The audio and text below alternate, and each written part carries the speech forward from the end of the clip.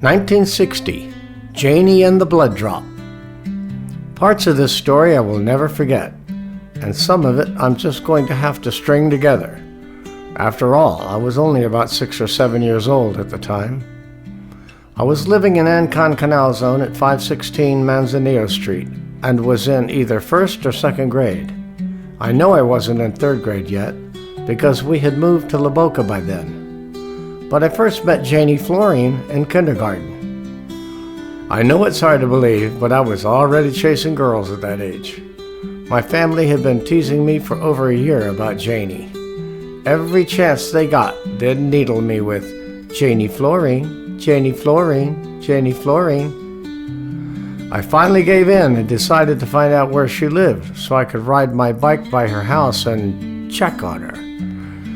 Janie was the cutest little thing you ever did see. She had a big smile and short curly blonde hair. Oh yeah, and blue eyes. She didn't live that far away, but it was all uphill to get to her house, and that was going to be hard for me. Bikes didn't have gears back then. Her house was past Gorgas Hospital on Herrick Road, just past the Ancon courthouse that overlooked Panama City and the Bay of Panama. Herrick Road was a very steep, scenic road that led to some doctors' houses at the top. It doesn't have anything to do with the story, but I remember that there was a very cool, narrow asphalt trail through the jungle from that circle of homes back down to Gorgas Hospital that was a shortcut for them to walk. It had a cool little bridge along the way. I think it was called the Orchid Path. Anyway, I figured that I would ride up the hill past her house and then look back over the hill down to where she lived and hope she came out to play. I didn't have much more of a plan than that. So I took off and got as far as the courthouse and realized I was getting pretty tired and still had the whole hill to climb. But I couldn't stop and push my bike until after I got past her house because I didn't want her to see me on the road. So I kept pedaling.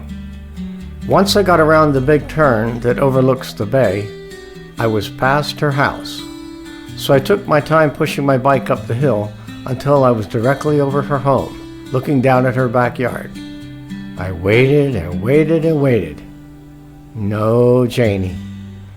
So far, some of this story has been fabricated as best as I can remember from that long ago. But what came next I will never forget for the rest of my life.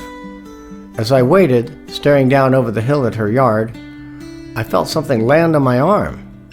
I turned and looked, and it was a big drop of bright red blood.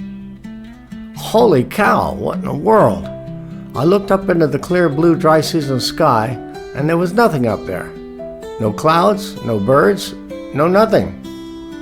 I looked back down at my arm, and that drop of blood was still there. To this day, I have no clue how that got there.